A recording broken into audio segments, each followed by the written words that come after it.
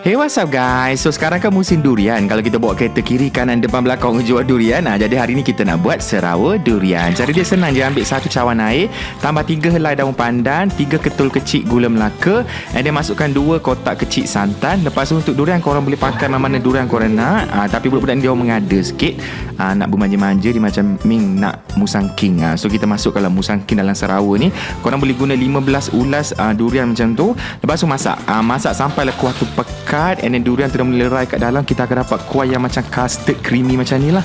And then tambahkan garam secukupnya untuk balancekan rasa. Yang ni korang boleh adjust. Kalau pekat sangat, tambahkan air sikit. Kalau tak cukup manis, tambahkan gula Melaka. Boleh adjust lah. And sedia untuk dihidang panas-panas. Yang ni sedap. Makan cicah dengan roti pun boleh.